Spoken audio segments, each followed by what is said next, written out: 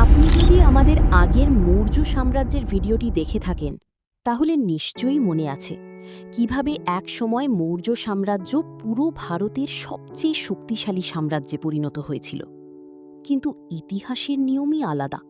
প্রতিটি সাম্রাজ্যেরই একদিন পতন হয়, আর মৌর্য সাম্রাজ্যের পতনের পর ভারতের ইতিহাসে আবির্ভাব ঘটে এক নতুন রাজবংশের। এই রাজবংশের নাম ছিল শুঙ্গ বংশ। এখন প্রশ্ন হল, শুঙ্গ বংশকে পড়া এত গুরুত্বপূর্ণ কেন? একবার ভাবুন, মৌর্য সাম্রাজ্য ভেঙে পড়েছে, দেশ জুড়ে রাজনৈতিক অস্থিরতা বাড়ছে, বিদেশি আক্রমণের ভয় ক্রমশ বেড়ে চলেছে। আর ঠিক সেই সময় ভারতের রাজনীতিকে নিয়ন্ত্রণ করতে সামনে আসে এক নতুন শক্তিশালী শাসক। এই সময়েই আমরা দেখতে পাই রাজনৈতিক পরিবর্তন, ধর্মীয় পরিবর্তন, বিদেশি আক্রমণ এবং ভারতীয় শিল্পকলার নতুন বিকাশ। আর সবচেয়ে গুরুত্বপূর্ণ বিষয় হল, গভর্নমেন্ট এক্সামে শুঙ্গ বংশ থেকে বারবার প্রশ্ন আসে, হোক সেটা পুষ্যমিত্র শুঙ্গ, অশ্বমেধ যজ্ঞ, ইন্দো গ্রিক আক্রমণ অথবা ভরহুট স্তূপ।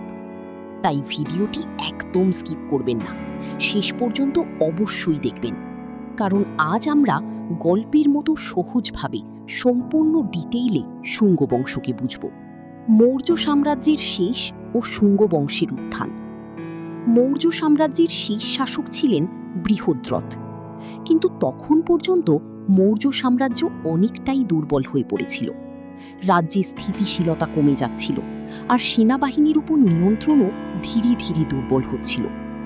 এই সময় মৌর্য সেনাবাহিনীর সেনাপতি পুষ্যমিত্র শুঙ্গ অত্যন্ত শক্তিশালী হয়ে ওঠেন।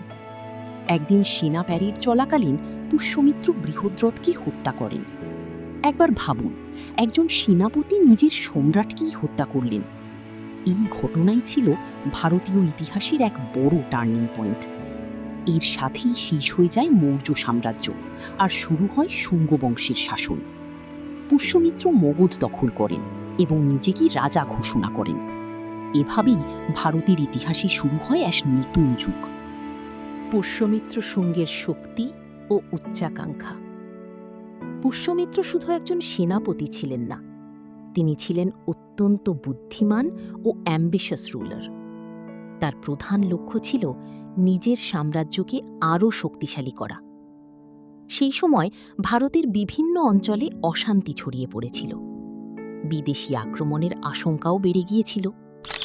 বিশেষ করে ইন্দো গ্রিক বা যবন শাসকেরা ভারতের দিকে এগিয়ে আসছিল। পুষ্যমিত্র এই বিপদ বুঝতে পেরেছিলেন। তিনি নিজের সেনাবাহিনীকে আরও শক্তিশালী করতে শুরু করেন, সীমান্ত অঞ্চলকে নিরাপদ করেন। ধীরে ধীরে তার প্রভাব বাড়তে থাকে। মানুষ তাকে ভারতের রক্ষক হিসেবে দেখতে শুরু করে। যবন আক্রমণের রোমাঞ্চকর কাহিনী। এবার গল্প আরও ইন্টারেস্টিং হয়ে ওঠে। ভাবুন, মৌর্য সাম্রাজ্য ভেঙে গেছে, ভারত ছোট ছোট রাজ্যে বিভক্ত হয়ে পড়েছে, আর এই সুযোগ নিতে চেয়েছিল ইন্দো গ্রিক শাসকেরা। তাদের উদ্দেশ্য ছিল ভারতের ভিতরে আরও গভীরে প্রবেশ করা। মানুষের মধ্যে ভয় ছড়িয়ে পড়তে থাকে, ব্যবসা বাণিজ্যও প্রভাবিত হতে শুরু করে। কিন্তু পুষ্যমিত্র হার মানেননি। তিনি সেনাবাহিনীকে সংগঠিত করেন এবং যবন আক্রমণকারীদের বিরুদ্ধে দাঁড়িয়ে যান। এটি শুধু একটি যুদ্ধ ছিল না, এটি ছিল ভারতের নিরাপত্তা ও সম্মানের লড়াই। বলা হয়, পুষ্যমিত্র ইন্দো গ্রিকদের ভারতের গভীরে প্রবেশ করতে বাধা দিয়েছিলেন। এই জয়ের পর তার জনপ্রিয়তা আরও বেড়ে যায়। মানুষ তাকে ভারতের রক্ষক হিসেবে দেখতে শুরু করে। অশ্বমেধ যজ্ঞ ও রাজনৈতিক শক্তি। পুষ্যমিত্র নিজের শক্তি পুরো ভারতকে দেখাতে চেয়েছিলেন, তাই তিনি আয়োজন করেন অশ্বমেধ যজ্ঞের। প্রাচীন ভারতে অশ্বমেধ যজ্ঞকে অত্যন্ত বিশেষ মনে করা হতো। শুধুমাত্র সেই শাসকই এই যজ্ঞ করতে পারতেন যিনি নিজেকে শক্তিশালী ও স্বাধীন রুলার হিসেবে প্রতিষ্ঠা করতে চাইতেন। এই যজ্ঞ ছিল রাজনৈতিক ও সামরিক শক্তির প্রতীক। এই যজ্ঞের পর পুষ্যমিত্রের ক্ষমতা ও সম্মান আরও বৃদ্ধি পায়। এই টপিক গভর্নমেন্ট এক্সামের জন্য অত্যন্ত গুরুত্বপূর্ণ। শুঙ্গ যুগে ধর্মীয় পরিবর্তন। এবার আমরা দেখি আরেকটি গুরুত্বপূর্ণ পরিবর্তন। মৌর্য সাম্রাজ্যের সময়, বিশেষ করে অশোকের শাসনকালে, বৌদ্ধ ধর্মের প্রভাব অনেক বেড়ে গিয়েছিল। কিন্তু শুঙ্গ যুগে ব্রাহ্মণ্য ধর্মের পুনরুত্থান শুরু হয়। পুষ্যমিত্র শুঙ্গকে ব্রাহ্মণ্য ধর্মের সমর্থক হিসেবে মনে করা হয়। তিনি বৈদিক ট্রেডিশনকে আবার গুরুত্ব দেন। যজ্ঞ ও বৈদিক আচার আবার জনপ্রিয় হয়ে ওঠে। তবে এখানে একটি ইন্টারেস্টিং বিষয়ও রয়েছে। কিছু বৌদ্ধ গ্রন্থে লেখা আছে পুষ্যমিত্র বৌদ্ধ ধর্মের বিরোধী ছিলেন। তবে এই বিষয়ে হিস্টোরিয়ানসদের মধ্যে মতভেদ রয়েছে। এই টপিক পরীক্ষায় খুবই গুরুত্বপূর্ণ। শিল্প ও সংস্কৃতির বিকাশ। শুঙ্গ যুগ শুধু রাজনীতির জন্য গুরুত্বপূর্ণ ছিল না, এটি শিল্প ও সংস্কৃতির জন্যও অত্যন্ত গুরুত্বপূর্ণ। এই সময় বহু স্তূপ ও মনিউমেন্টের উন্নয়ন হয়। ভরহুট স্তূপ এই যুগের অন্যতম গুরুত্বপূর্ণ নিদর্শন। এখানে অসাধারণ কার্ভিং ও স্কাল্পচার দেখা যায়।